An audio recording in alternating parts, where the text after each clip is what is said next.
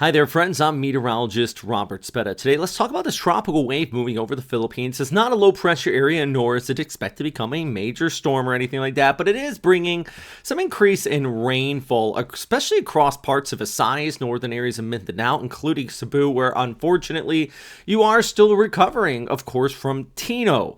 And even not just there, parts of Leyte and Samar are all still recovering over towards Pinay. But the problem is, you just get some more rain on top of that, and of course it does cause problems. And this is bringing in an abundance of moisture coming in from the east, and kind of see where this tropical wave is. But at least at this time, Pagasa is not rating it a low pressure area. I think JMA is, but they do have some warnings out on it saying, the ITCZ, that's what they're calling it, is bringing some rainfall across parts of Palawan, Visayas, and Mindanao with light to moderate rain and localized thunderstorms, which of course is always, whenever you get that, can cause some local river level rises. So they are warning on it in that sense, but no one is saying this is developing as something big. It will eventually, though, move towards the west, and then start to impact Vietnam, where we could be looking at it interacting with the northeast monsoon. And I'll get to that in a second. See here, the ECMWF on the left, the GFS on the right. GFS is the only model really even slightly indicating this area and any potential impacts from it. The ECMWF is like, yeah, it's not worth my time of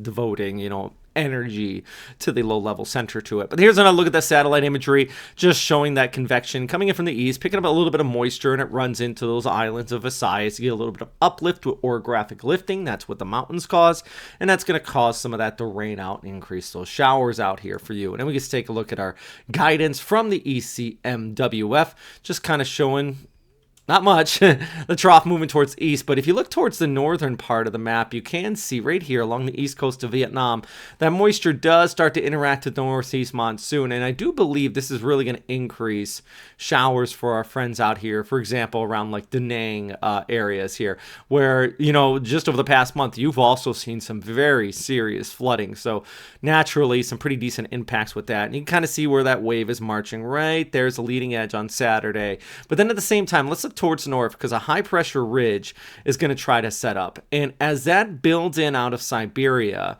here it comes. There you go. You can always see, because look at the tight isobars over Japan, going to create some solid sea effect snow. But also when those isobars start to work their way this way, that's a cold surge. The northeast monsoon might even set up a little bit of a shear line.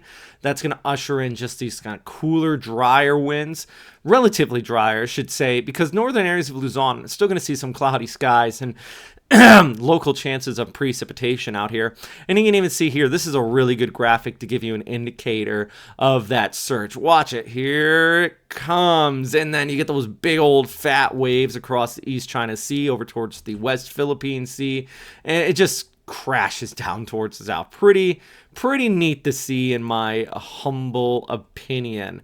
Now, I do also want to show you this, though. Let's jump over to infrared satellite imagery. It's kind of cool to see. A little hard to see on this because IR doesn't pick it up too much.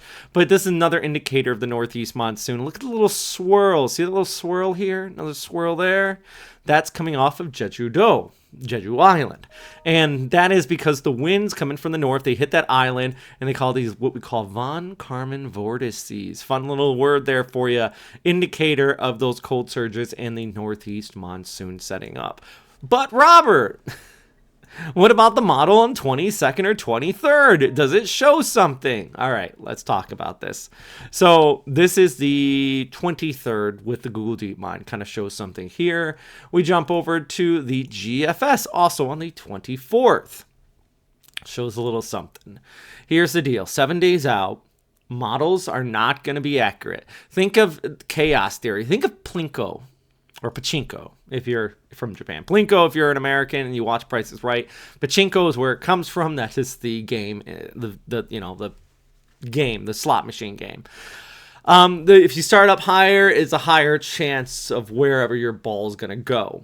The same deal. The further out you go with these numerical models, the further out. If there's one little error, that error compounds, and the further away you get from actual truth. So this is why whenever we say 7 days out, yeah, some of the models are good, but there's always uncertainty, obviously. And this is what the ECMWF shows at the same time. So people that are sharing that with no context are just trying to fool you, or they're just trying to scare themselves instead of actually showing. That's why I always comment, if I ever see something like that. What about the ECMWF? No one ever replies, obviously, because the ECMWF doesn't show anything.